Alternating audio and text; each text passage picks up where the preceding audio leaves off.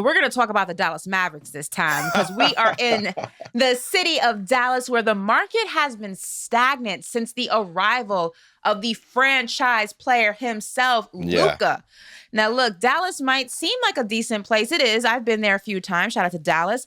But we don't strive for decent here at Certified Buckets, all right? Not we at all. strive for greatness, all right? You and already Dallas know. has the foundation to be great. The city just needs a few complementary attractions to drive its market value up. So, Kristian, if you were Mark Cuban, how would you build around Luka?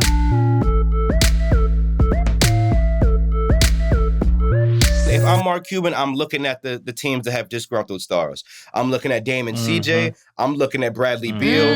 I'm looking at Kyrie Irving. Right, I'm looking at those three players like, okay, one of y'all are gonna come, because when you look at Dallas's cap sheet, you got Tim Hardaway Jr. making $21 million, you got Dwight Powell making $11 million, you got Reggie Bullock making $9 million, you got Maxi Kleber making also another $9 million. That's enough.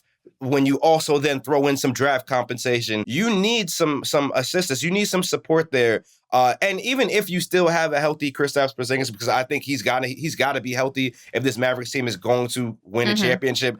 They still need help in that backcourt. You know what I'm saying? I love Jalen Brunson's game. I think he's a dog. I think he's going to have a future. But if you're trying to win right now, your third best player can't be Jalen Brunson. And that's what we're seeing right now from the Mavericks. They need to go get a bona fide third player. And I think they need to they need to throw the kitchen sink at the Trailblazers, at the Wizards, at the Nets for Kyrie, at any team that has maybe try to go get a guy like Karras. Maybe go get Karras and some pieces from the Pacers. See what you can do. You need that secondary playmaker after Luka that can also go for 30. And if they get one of those, I think they'll be okay. They don't need to blow it up. They just need to build on top of what they have right now. Well, Lethal, I'm going to go ahead. I'm going to throw some numbers your way, and I want you to go ahead and dissect this and give me, what players or player do you think can be the difference maker in this? All right. Well, first up, the Mavericks are 28th in three-point shooting, 32%, 26 in points per game, and 23rd in assists per game. But here's the even crazier stat line.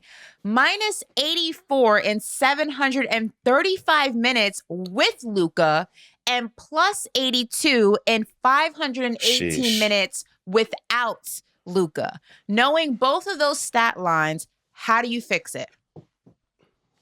Man. Lethal is in shock. He's like, I need a second to digest this. Yeah, this is hurting my heart to go ahead and dissect these wild. numbers. And I think this is the prime example, exactly what Chris was saying. Like, they need that extra piece. Like, they need that person to come in to help, because this is bad. This is extremely bad. I mean, I'm not trying to say it's the coach. I'm not trying to say it's the players. But this is unacceptable, especially the market that they're in, especially the changes that they made. But this is very unacceptable. But like what Chris was saying, all this can change with one player. And I heard all the names you were saying, Chris, but I think if he doesn't stay, I think it's Kyrie. Yeah. Imagine Luka not dominating the ball. He's able to come down, relax a little bit, not put so much pressure on him. Kyrie's dominating the ball. He's coming off a pick and roll with Porzingis.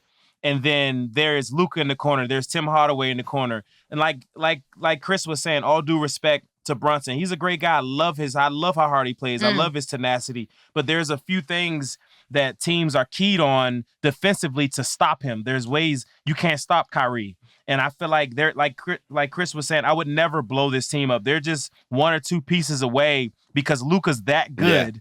That they can get all the way to the finals. And here's another thing. Yeah, no, real quick, for Luka to come off the ball, you got to have a guy. You got to have somebody. You got to have that. You got to have that motherfucker. And what I was thinking was that, maybe a stopgap could be if the Mavericks try to trade for Kemba, right? And Kemba is very much so available, as we've seen in New York. He can be had.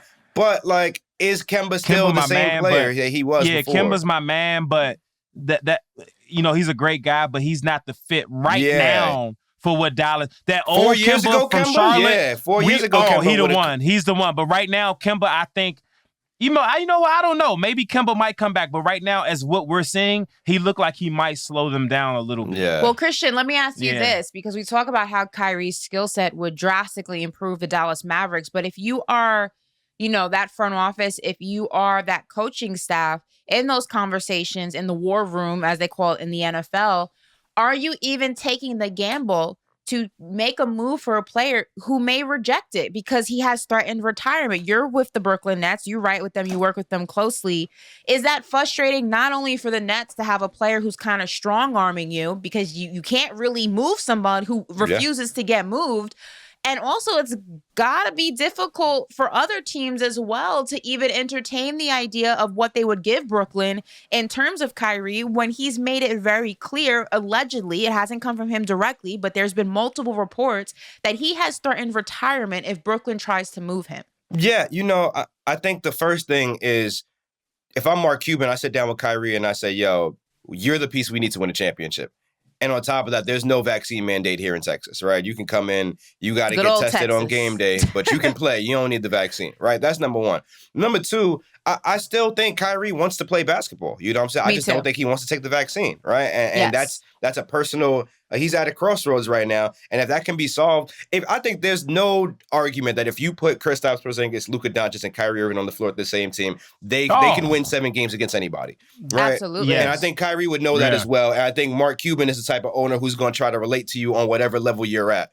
So I think that would be it. That's probably one of the most realistic destinations for Kyrie right now is Dallas. Well, the good thing is they hired somebody that Kyrie's very comfortable with, and that's Nico. Yeah, right. I feel like if it was to be a trade and it was somewhere like that, I think Kyrie wouldn't be as disappointed. But like you guys are saying, you put Kyrie on the team with this core right here, this is dangerous. Like this team right here can be very, very dangerous because Porzingis as well, when you give him the ball too much as well, all due respect, he starts to look a little sloppy. So, like, once you start putting him in situations that all he's doing is catching and shooting, he's catching and immediately drive, or he's catching it to go immediately to the pick and roll.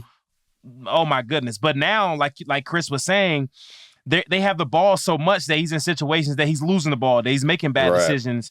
And I feel like once he gets off the ball, let's give Luka a break. Luka is not like Luka's in like that, that Creed shape. You know what I mean? So like let's give Luka